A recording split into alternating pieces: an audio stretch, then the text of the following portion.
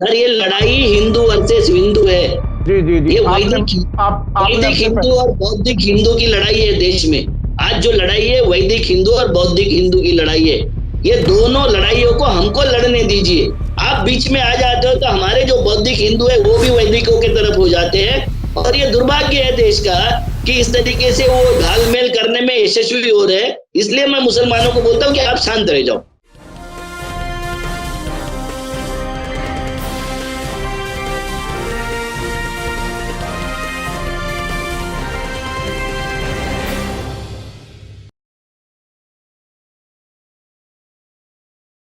Hello, नमस्कार, आदाब, सत श्री अकाल और अस्सलाम वालेकुम। मैं हूं मोहम्मद अहमद काज़मी, लेकर आया हूं आपका पसंदीदा कार्यक्रम आपके रूबरू। आज मंडे है और आज अविनाश काकड़े साहब की खिदमत में है। उनसे कई खबरों पर चर्चा करेंगे।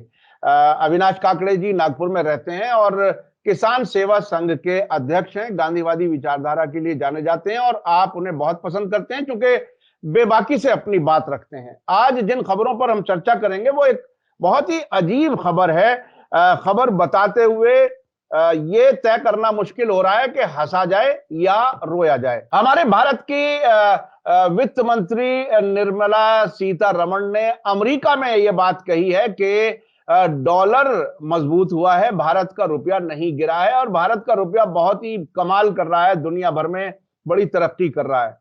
ये ऐसी बात है कि इस पर कोई जिसको थोड़ी सी भी समझ होगी इकोनॉमी की वो सिर्फ हंस करके या तो टलाएगा या अफसोस करेगा कि फाइनेंस मिनिस्टर इतने बड़े मुल्क की ऐसी बात कह रही है। इस पर बात करेंगे। इसके अलावा नोटबंदी के सिलसिले में सुप्रीम कोर्ट में सुनवाई शुरू हो गई है और एक अंतरराष्ट्रीय संस्था है economic intelligence demo economic intelligence democratic index, उसने भारत के बारे में चिंता जताई है और ये ऐसा अंतरराष्ट्रीय संस्थान है जो दुनिया भर के बहुत से मुल्क उसको मान्यता देते हैं। एक और बहुत दिलचस्प बात है, अमेरिका से ये खबर आ रही है। वॉल स्ट्रीट जर्नल ने एक फुल पेज एडवर्टीजमेंट छापा है जिसको रामचंद्र विश्वनाथन जो सीईओ हैं देवास कंपनी के, अब अमेरिका में हैं, उन्होंने भारत का सत्यानाश करने के लिए सरकार के बड़े लोगों के नाम उसमें बाकायदा छापे हैं। ऐसा मुझे कम से कम पिछले 40 साल में जर्नलिज्म में मैं हूं, मैंने कभी नहीं सुना कि किसी दूसरे मुल्क में कोई अखबार इतना बड़ा एडवर्टाइजमेंट किसी मुल्क की सरकार के खिलाफ ऐसा छापे। यह भी बिल्कुल पहला वाकया है। और एमबीबीएस की पढ़ाई होगी हिंदी में। आप अगर संस्कृत जानते हो, हिंदी जानते हो तो आपके लिए खुशी की बात है, लेकिन जब ये जो उनका प्रिस्क्रिप्शन होगा वो जब जाएगा केमिस्ट की दुकान पे तो उनको भी हिंदी नहीं संस्कृत पढ़नी पड़ेगी। अविनाश काकड़े जी का चैनल है, उसको आप जरूर देखें। उसमें और भी बहुत सी वीडियो आपको देखने को मिलेंगी। अविनाश काकड़े जी अपनी बात बहुत ही बेबाक अंदाज में रखते हैं। काकड़े जी, वेलकम है आपका। मीडिया स्टार वर्ल्ड को आप समय दे देते हैं। आप ये बताइए कि आप निर्मला सीतारमण जी के बयान पर खुश हैं या नाराज हैं? बहुत खुश हूँ, बहुत खुश हूँ, क्योंकि हमारे प्रधानमंत्री जी ने बताया था रुपया गिरने का मतलब होता है देश के प्रधानमंत्री और देश की साख गिरना। अब ये हमारी निर्मला बाई बता रही है कि भारतीय रुपया नहीं गिरा है, डॉलर मजबूत हुआ है। जैसे ये बता रही थी कि मैं प्याज नहीं खाती, तो प्याज की कीमत से मुझे कोई लेना देना नहीं है। मैं सब्जी नहीं खाती क्योंकि बाजार ही नहीं जाती सब्जी खरीदने के लिए, तो मुझे सब्जी से भी कोई लेना देना नहीं। उसको डॉलर लेके तो जाना पड़ेगा ना, अमेरिका गई होगी तो डॉलर लेके गई होगी कि वो भी दूसरे लेके गया, मुझे नहीं पता। ये ऐसी है, मैंने क्या बोलते हैं उसको, फाइनेंस मिनिस्टर कि थैले पर मोदी नहीं छापा था तो आपने देखा होगा तांडव कर दिया था इस महिला ने, तांडव। मतलब ये किस बात के लिए फाइनेंस मिनिस्टर बनी है? मोदी के पोस्टर छपवाने के लिए बनी है, अपने हस्बैंड के लिए, कि जो हस्बैंड बोलता है इसको इकोनॉमी घर की नहीं समझती थी, ये देश की इकोनॉमी कैसे संभाल ली, उन्होंने अग्रलेख लिख दिया इसके ऊपर, तो बोलती मैं अब उनसे अलग रहती हूँ। अलग रहने का मतलब ये होता है कि तुम्हारी जानकारी तो है ना उनको कि कैसे कैसे चिंटू पाल रखे हैं ये नफरती चिंटू सारे के सारे। हर चीज इनको धर्म की मैंने चश्मे से देखना है, धर्म की मिजाज से देखना है। इनको ये नहीं बताना है कि इकोनॉमी की हालत क्या है, समाज की हालत क्या है, धार्मिक यानी हमारी सहिष्णुता की हालत क्या है, ये नहीं बताना है। इनको खाली हर चीज को हिंदू मुसलमान में ले जाना है, या धार्मिक तेड़ में ले जाना है, या फिर माखौल उड़ा देना है, मजाक कर देना है, हर चीज का मजाक कर देना है। इन्होंने पूरे देश का मजाक कर दिया है साहब, पूरे देश का मजाक हो गया है। ये देश का कोई भी स्टेटमेंट सीरियस नहीं आता है। देश के कोई फॉरेन मिनिस्टर भी नहीं होता है, वो भी सीरियसली नहीं बोलता है। प्रधानमंत्री तो खैर बोलते ही नहीं, उन्होंने तो वो जो दरबारों में राजाओं के दरबार में पहले जोकर पाले जाते थे, राजाओं के दरबार में पहले विदूषक पाले जाते थे, आज तो पूरा का पूरा भाजपा का दरबार ही विदूषक का हो गया है। ये शर्म से बोलना पड़ रहा है मुझे, बहुत लज्जा और खेद से बोलना पड़ रहा है। अच्छा, मैं आगे बढ़ने से पहले मैं थोड़ा सा एक तजर्बा शेयर कर लूं, मुझे याद आ गया, शायद भूल जाऊं बाद में। मैंने भारत की और कुछ दूसरे मुल्कों की भी सरकारों को कुछ जरा नजदीक से देखा और ये महसूस किया कि अगर देखिए, ये मैं महिलाओं के खिलाफ नहीं हूं, मैं महिलाओं के हकूक के खिलाफ नहीं हूं, लेकिन एक आम सोच, मर्दों की सोच जिस तरह से जिसे कहा जा सकता है, वो ये है कि जब किसी भी मुल्क में आप किसी लेडी को किसी बहुत इंपॉर्टेंट मिनिस्ट्री में अगर आप देखें, मिनिस्टर देखें, तो मैंने तो कम से कम तजर्बा ऐसा किया उनके फैसलों की बुनियाद पर कि वो खुद फैसले नहीं लेती, उनके पीछे कोई और मर्द होता है और वो फैसले लेती हैं, और वो बिल्कुल इस तरह से मैंने तो कई बार ऐसा महसूस किया है। नहीं, मार्गरेट थैचर हो, इंदिरा गांधी हो, आन की सू हो, मैं ऐसे बहुत सारी महिलाएं गिना सकता हूँ कि जो खुद फैसला अपना लेती है और बहुत दृढ़ता से लेती है। ये महिला और पुरुष ये वाली बात नहीं है, ये बात है कि जितना मूर्ख होगा, जितना बिना सोचे, बुद्धि कम होगी, बिना सोचे फॉलो करता होगा, विरोध में सवाल नहीं उठाता होगा, यही पहचान है कि मोदी सरकार में बड़ा पद मिलने की। ये जो है ना, ये सारे चिंटू, ये आरएसएस ने ट्रेन किए हुए चिंटू है। इनको खाली दक्ष बोला कि दक्ष होने की आदत है, इनको बोला कि फॉलो करो तो फॉलो करने की आदत है, इनको अगर बोला कि आज सूरज पश्चिम से उगा है तो पश्चिम से उगा है, ये प्रचार करने की आदत है। ऐसे लोग जब मिनिस्ट्री में बैठते हैं, विभिन्न पदों पर बैठते हैं, संवैधानिक पदों पर बैठते, तो ऐसा मामला होता है। इसमें महिला पुरुष का कोई मामला नहीं है। महिला पुरुष में आप देखा होगा, इस देश की प्रधानमंत्री थी इंदिरा जी, उनके बारे में आपका क्या कहना है? कौन उनको डिक्टेट कर रहा था? जिसको गुंगी गुड़िया बोला जाता था, उसको कोई डिक्टेट कर रहा था? आज भी ब्रिटेन की प्राइम मिनिस्टर जो बनी है वो महिला बनी हुई है। हमारे वो उसको जो हमारा इंडियन था, और वहां फिर उन्होंने लोगों ने रेसिज्म किया और उसको हरा दिया, सुनक को, और उन्होंने जो महिला लाए उसको कोई डिक्टेट नहीं कर रहा है। मार्गरेट थैचर का तो एक जमाना रहा है सर, उसको कौन डिक्टेट कर रहा है? बिल्कुल नहीं।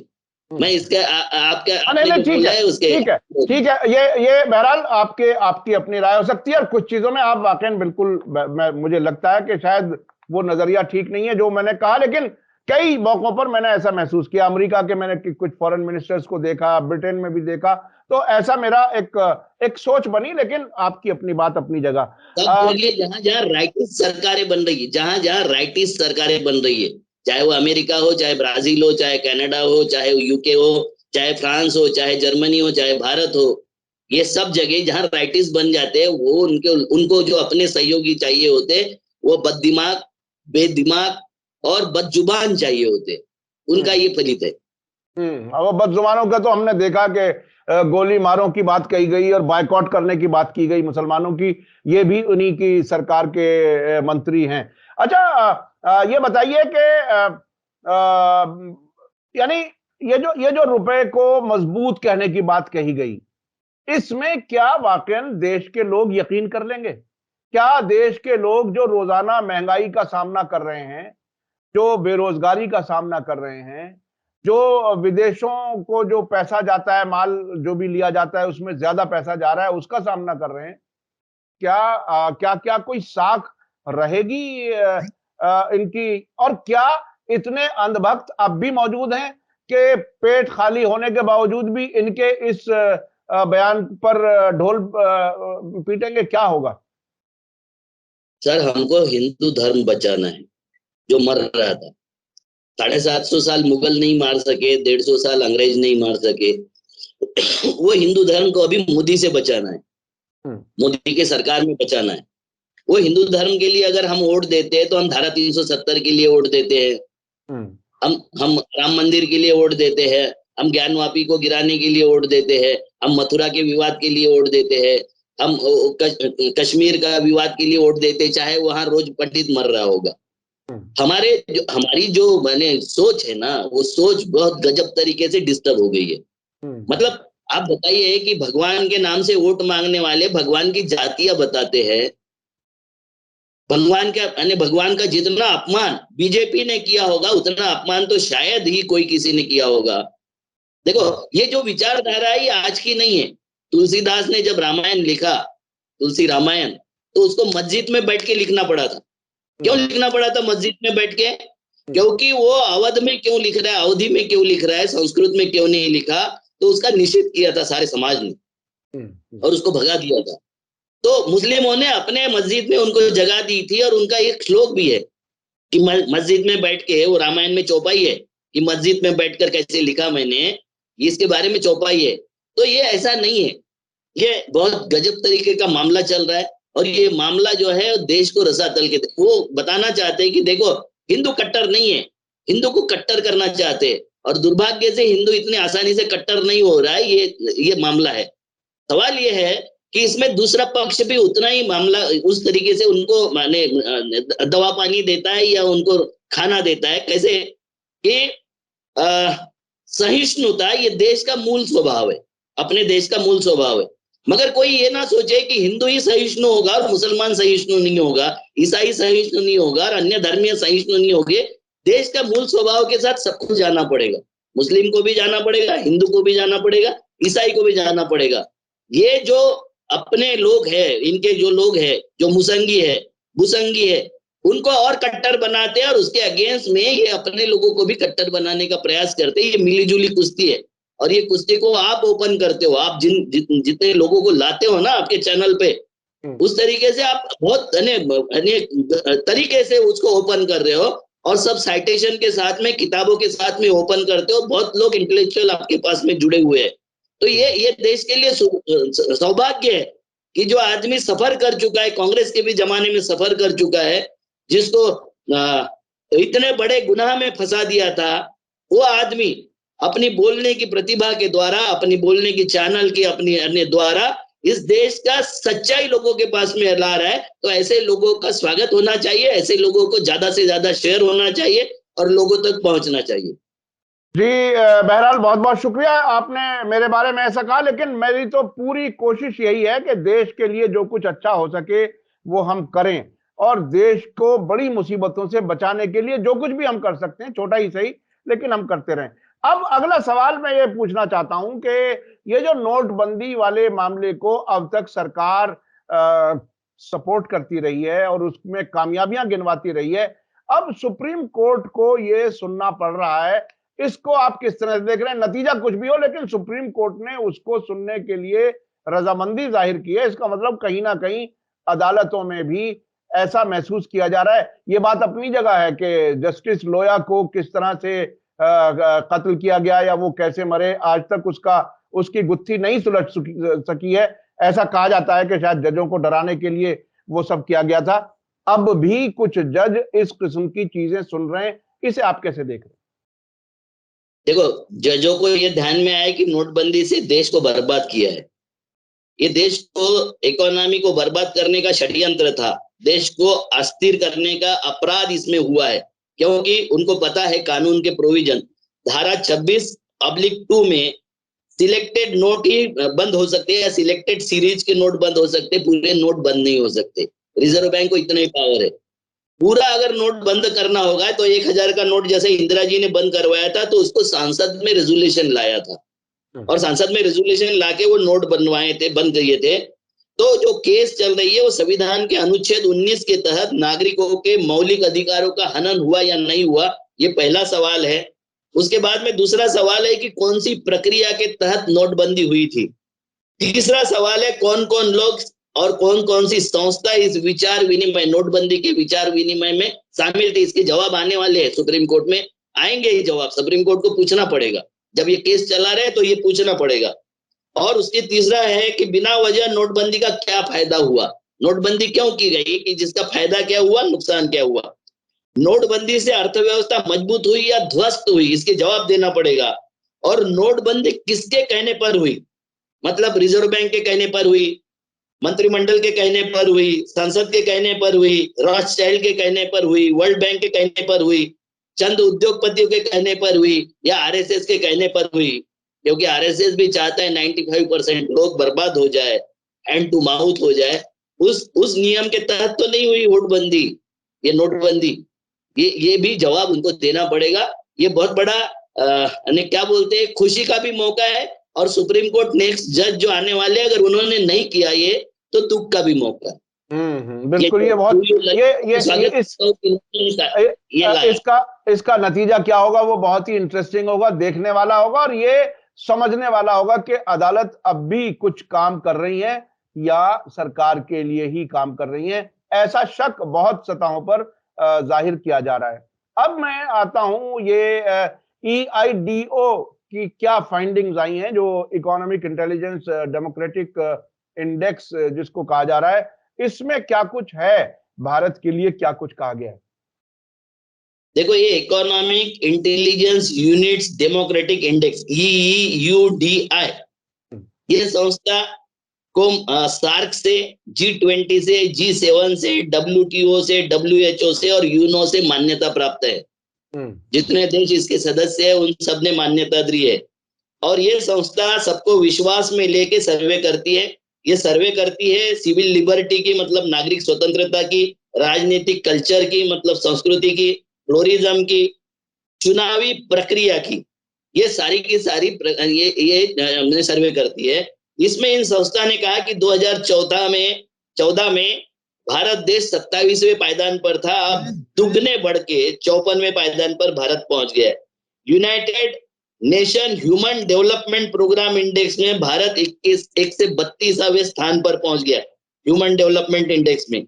PW रिलीजियस इंडेक्स में 9.0 से लेके 9.9 तक, मतलब अभी आउटर पे भी नहीं, आधी गाड़ी ट्रेन उसमें घुस चुकी है, प्लेटफॉर्म में घुस चुकी है ऐसी ट्रेन। तो ये सारे जो बताते हैं, तो हम क्या कहते हैं, उसके जवाब हमारे पास क्या है बताता हूँ। वो जब बोलते हैं कि भारत भूख के इंडेक्स पर 107वें नंबर पर पहुंच गया, तो मोदी सरकार कहती है कि हमने 85 करोड़ लोगों को 5 किलो अनाज दिया और 20 देशों को हमने अनाज का निर्यात किया। मुझे ये समझ में नहीं आता कि भूख का इंडेक्स और 5 किलो अनाज का मतलब क्या है। अनाज 5 किलो गेहूं मिलने से भूख खत्म हो जाएगी? पोषण का मतलब होता है भूख से। 5 किलो अनाज को पकाने के लिए फिर चाहिए गैस, फिर चाहिए कोयला, फिर चाहिए उसको पिसाने के लिए, आटा पिसाने के लिए, उसके बाद में चाहिए उसके साथ सब्जी, उसका क्या? भूख का इंडेक्स तो ये सारा चीजें अगर मिलती है तो कम होगा ना, कि ये 85 करोड़ लोगों को हमने 5 किलो अनाज पहुंचा दिए से होगा। दुनिया ने कहा कि हमारी प्रेस की आजादी छीन रही है। ये हम बोलते हैं ये नहीं, हमारे बदनामी का ये षड्यंत्र है, जागतिक षड्यंत्र है बदनामी करने का। जिस न्यूज़पेपर में वही छपता है वो हम बताते हैं कि देखो हमारे कितनी तारीफ हो रही है। और दूसरे पार्टी का देखने, आपने आम आदमी पार्टी का छपा था वहां अमेरिकन पेपर में, तो इन्होंने यहाँ क्या क्या उसके ऊपर षड्यंत्रकारी और किस तरीके से बात किए थे, ये समझ में आएगा आपको। ये हमारे देश में धार्मिक असहिष्णुता बढ़ रही है, ये बता रहे हैं वो जो सर्वे है वो बता रहे। हमारा देश बोल रहा है नहीं नहीं ऐसी बात नहीं है, हमारे तो देश में हिंदू संस्कृति फैल रही है। दुबई में भी हमारा मंदिर खुल गया और सारे मुस्लिम देशों में भी हमारे मंदिर खुल रहे। भैया, दुबई में मंदिर खुल रहे हैं या मुस्लिम देशों में मंदिर खुल रहे, हमारे यहाँ तो मंदिर मस्जिद के झगड़े खुल रहे ना। ये कौन सी सहिष्णुता है? ये कौन सी सहिष्णुता है? ये कौन सी बात है? मतलब दूसरे देश में अगर हिंदू मंदिर को एक्सेप्ट कर रहे हैं तो उनकी सहिष्णुता है। हम तो मंदिर मस्जिद के झगड़े ज्ञानवापी निकालेंगे, कृष्ण जन्मभूमि निकालेंगे। अभी आपने देखा होगा कि द्वारका की जो भूमि है, बेल्ट द्वारका में, वहां हमने कितने दरगाह और मस्जिदें तोड़ दिए। ये जो सवाल पूछते हैं उसका जवाब नहीं देते। फाइनेंस का सवाल पूछो तो डिफेंस मिनिस्टर जवाब देता है, डिफेंस का सवाल पूछो तो रेल मिनिस्टर जवाब देता है, रेल का सवाल पूछो तो कॉमर्स मिनिस्टर जवाब देता है। इनके पास जवाब नहीं है सर। 8 साल हो गए, कोई जवाब नहीं है। और आप देखना ये गुजरात हारने के कगार पर है, बहुत बुरी तरीके से हार रही है गुजरात। मैं कभी ऐसा बोलता नहीं, मगर अभी संकट में है। जो इलेक्शन कमीशन को इन्होंने अपना बंधुआ बना के और हिमाचल के इलेक्शन पहले लगा के और गुजरात के बाद में लगाए, ये दिखाई दे रहा है। अब ये षड्यंत्र पूर्वक कुछ और करके जीत जाए, कोई एक आधा विस्फोट करवा दे, कोई आतंकी हमला करवा दे, कोई मस्जिद का विवाद करवा दे। मुसलमानों को आगाह करना चाहता हूँ कि इस वक्त हारने की कगार पर है। गुजरात अगर हार गए तो सारे कच्चे चिट्टे खुलेंगे। वो जो दंगा था वो भी खुलेगा, गोदा का मामला जो था वो भी खुलेगा। ये सब खोलने के लिए आप थोड़े शांत हो जाओ, थोड़े शांत रहो। ये बहुत इंपॉर्टेंट बात है कि आपने हमसे पहले भी मुसलमानों को कहा है कि थोड़ा सा ठंडे रह करके, जैसे कहते हैं, खाओ और हम खुद निपट लेंगे। आपने ये भी कहा था कि ये हिंदू मुसलमान झगड़ा है ही नहीं। सर, ये लड़ाई हिंदू वर्सेस हिंदू है। जी जी जी, ये वैदिक हिंदू और बौद्धिक हिंदू की लड़ाई है देश में। आज जो लड़ाई है वैदिक हिंदू और बौद्धिक हिंदू की लड़ाई है। ये दोनों लड़ाइयों को हमको लड़ने दीजिए। आप बीच में आ जाते हो तो हमारे जो बौद्धिक हिंदू है वो भी वैदिकों की तरफ हो जाते हैं, और ये दुर्भाग्य है देश का कि इस तरीके से वो घालमेल करने में यशस्वी हो रहे हैं। इसलिए मैं मुसलमानों को बोलता हूँ कि आप शांत रह जाओ। ये बहुत ही अहम बात है। और आपने सहिष्णुता की जो बात की, वो अभी हाल ही में शमसुल इस्लाम साहब ने कई चीजें बताई थी कि जितने डॉलर मुस्लिम मुल्कों से आते हैं, वहां से पेट्रोल आता है, डीजल आता है, सीएनजी आता है। अगर आप इतने ही हिंदुत्ववादी हो तो आप उस सब से जरा बच के दिखाओ। और जो अस्पतालों में जो मुसलमान दुनिया भर से आ रहे हैं अपने इलाज के लिए, उनसे कहो कि ये कारोबार ना करें। तो ये गरीब मुसलमान को परेशान करके एक तरह से नफरत का माहौल बनाना चाहते हैं। अच्छा, अब मैं आना चाहता हूं वो जो अंतरराष्ट्रीय सतह पर मोदी सरकार की बेइज्जती करने वाला एक एडवर्टाइजमेंट है। वो क्या कुछ है? वॉल स्ट्रीट जर्नल ये पहली मिसाल नजर आ रही है। मैंने शुरू में भी कहा था कि किसी दूसरे मुल्क में किसी सरकार के खिलाफ एक एडवर्टाइजमेंट फुल पेज आए और वहां के कानून और जर्नलिज्म के एथिक्स बहुत बेहतर हैं। वहां से ऐसा हुआ है तो क्यों हुआ है? देखो, ये रामचंद्रन विश्वनाथन ने वो समझाया, कोर्ट को दिया, वहां के लोगों को दिया और उसके फैक्ट्स सामने लाए। उन्होंने ये बोला कि ये सरकार जो है वर्तमान भारत की सरकार है, 2014 से ईडी सीबीआई का और उन सरकारी यंत्रणाओं का इतना दुरुपयोग कर रही है कि एक्सटॉर्शन के लेवल पर ये फिरौतियां वसूल कर रहे। सरकार अगर उद्योगपतियों से फिरौतियां वसूल करते होंगे, ईडी के छापे पड़ते होंगे, आपने देखा होगा कि अभी दिल्ली के जो उप मुख्यमंत्री है उनके ऊपर, सिसोदिया जी के ऊपर, सत्येंद्र जैन के ऊपर और कितने लोगों के ऊपर किस तरीके से अभी उनके ऊपर भी हुआ ना। वो गौतम जी है कि उन्होंने 22 प्रतिज्ञा बोल दिए। भाई 22 प्रतिज्ञा बोल के 56 में बोला था उनको। बाबा साहब आम्बेडकर जी ने वो 22 प्रतिज्ञा 56 में बोला था। आपसे चिड़े हुए थे हिंदू धर्म में उनके साथ में जो गैर बराबरी का, गैर परंपरा का और गैर मानवीयता का जो व्यवहार किए थे, उसमें वो चिड़ के बोले थे। उन्होंने बोला था कि हम हिंदू भगवान को नहीं मानेंगे, इसको नहीं मानेंगे, उसको नहीं मानेंगे। अब वो उनकी भावना थी। वो भावना आज भी अगर जिंदा होगी दलितों में, तो ये देश की 70 साल की 75 साल की आजादी में हमने क्या सुधारा, इसके ऊपर सोचना चाहिए था। तो इतना प्रेशर बनाया। देखो ये प्रेशर क्यों बना? क्योंकि वो केजरीवाल जी जो है वो हिंदुत्व के साथ में लड़ रहे हैं गुजरात में। उसको लड़ने के लिए उनको हिंदुत्व का विरोध करके तो नहीं चलेगा। इतने दिन विरोध करके सबने देख लिया। तो हनुमान जी का नाम ले रहे, वो कृष्ण जन्माष्टमी का अपना जन्म बता रहे, वो सब चीजें बता रहे। ये गौतम जी को बाद में पता चला कि हम लड़ाई किसके साथ में लड़ रहे हैं और ये स्टेटमेंट गलत हुआ। ये जो बात हुई, उन्होंने शपथ लेना चाहिए था, मगर उनको शपथ देने के कोई मतलब नहीं था। ये ऐसे, इसमें हम क्या करते हैं कि एक शब्द बोल के अगर बीजेपी को कोई ये दे देते, खाद्य दे देते थे, बीजेपी को ऐसा कोई बात दे देते कि जिसका वो दुष्प्रचार करके लोगों का दिमाग बिगाड़ सके, तो ये रोकने का काम किया। मगर हमारे देश के देख लीजिए, मुस्लिमों में भी समर्थन किया है उनका, राजेंद्र पाल गौतम जी का। और हिंदू के जो दलित है उन्होंने भी समर्थन किया, बौद्धिस्ट दलित है उन्होंने भी समर्थन किया। यही तो चाहती है बीजेपी। बीजेपी क्या चाहती है? यही चाहती है ना, धार्मिक विद्वेष चाहती है, धार्मिक विवाद चाहती है, जिससे उनको हिंदू को कट्टरपंथी बनाने में आसानी होती है। तो ये करने का काम उन्होंने किया। और ये काम करते वक्त आपको ध्यान में होगा कि उसको संभालने का काम किया। तो ये बोलते हैं कि सत्येंद्र जैन का क्यों नहीं रिजाइन हुआ, कि सिसोदिया का क्यों नहीं रिजाइन हुआ। ये दोनों का रिजाइन होना चाहिए क्योंकि इनको भी सम्मन्स है, इनको भी सम्मन्स है। भाई इलेक्शन हारना और कानूनन लड़ाई लड़ना, इन दोनों में फर्क समझने की जरूरत है। मगर कुछ ऐसे लोग हैं हमारे यहाँ, मुसंगी है, भुसंगी है, सुसंगी है, कुसंगी है, कि जो आरएसएस के फेंके हुए पत्ते को ही उठा के अपना गेम बनाना चाहते हैं। तो ऐसे लोग इस तरीके से बात कर रहे हैं, इसको हमें रोकना पड़ेगा, विचार पूर्वक रोकना पड़ेगा।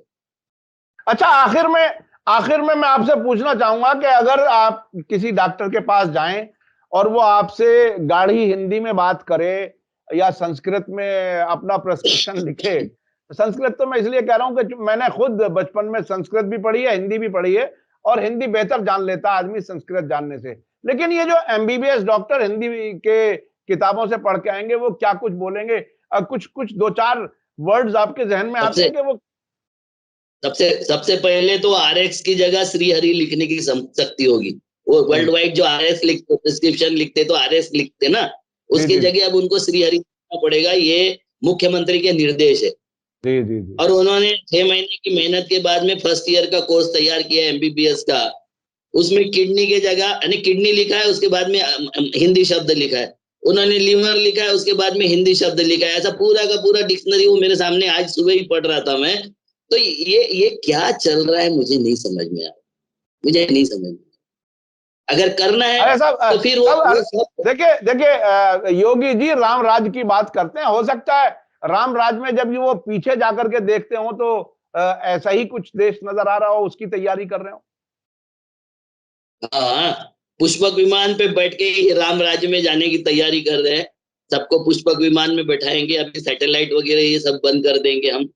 अरे हम कहाँ जा रहे हैं? नहीं साहब, अब वो तो ये कहते हैं कि महाभारत के जमाने में इंटरनेट भी था। आप बात क्या कर रहे हैं? आप उनकी बात समझ ही नहीं रहे।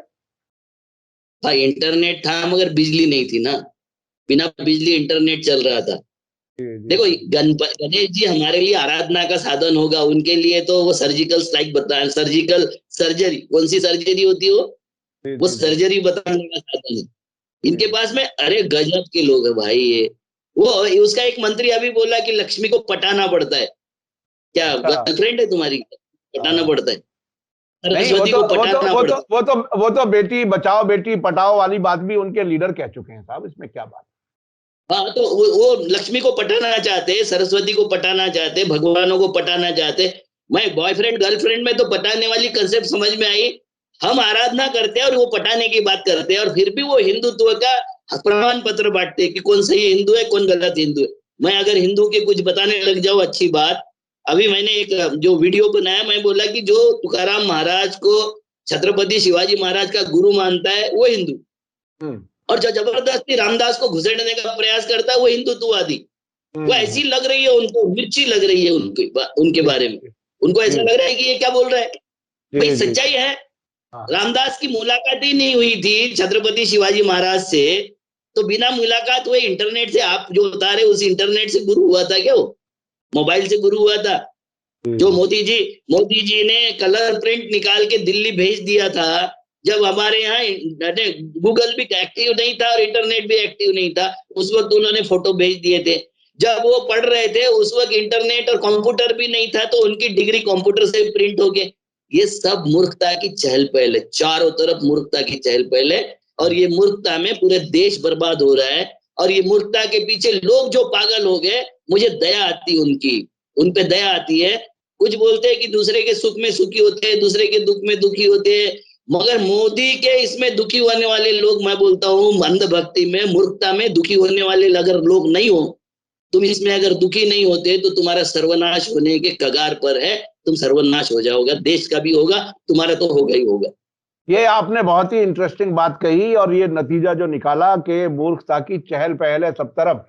तो वो ये जो अंधभक्त का जो कॉन्सेप्ट है वो असल में वही है कि आपको इस हालत में ले आए कि आपकी अपनी अकल काम ना करे, जैसे वो बोले वैसे ही आप चलें। क्या आप लोग, मैं अपने दर्शकों से कहना चाहता हूं, क्या अब भी ये समझना मुश्किल है कि सरकार क्या कुछ कह रही है और क्या कुछ कर रही है? क्या अब भी आपको ये समझना मुश्किल है कि डॉलर जो है वो मजबूत हुआ है और भारत का रुपया कमजोर नहीं हुआ है? क्या आप इस पे यकीन करेंगे? क्या मोदी जी के पहले वाले उस स्टेटमेंट पे यकीन करेंगे कि जब अपना रुपया गिरता है तो देश गिरता है और प्रधानमंत्री गिरता है? कौन सी बात पर यकीन करेंगे? गौर करने की जरूरत है। देश को अच्छाई की तरफ ले जाने के लिए हमें आपको गौर भी करना है और उस पर कुछ काम भी करना है। बहुत बहुत शुक्रिया अविनाश काकड़े जी। मैं अपने दर्शकों को एक बार फिर याद दिला दूं कि अविनाश काकड़े जी के चैनल पर आप जाएं, सब्सक्राइब करें, देखें। बहुत ही रिवोल्यूशनरी किस्म की अच्छी बातें कहते हैं, आंखें खोलने वाली बातें कहते हैं। इसी के साथ मुझे दीजिए इजाजत। धन्यवाद, शुक्रिया। जय भारत, जय हिंद। मीडिया स्टार वर्ल्ड के और वीडियो देखने के लिए हमारे चैनल को सब्सक्राइब करें और सीधे नोटिफिकेशन पाने के लिए बेल आइकन दबाएं। और अगर हमारी खबर सच्ची और अच्छी लगे तो अपने व्हाट्सएप, इंस्टाग्राम, फेसबुक और ट्विटर अकाउंट पर जरूर शेयर करें।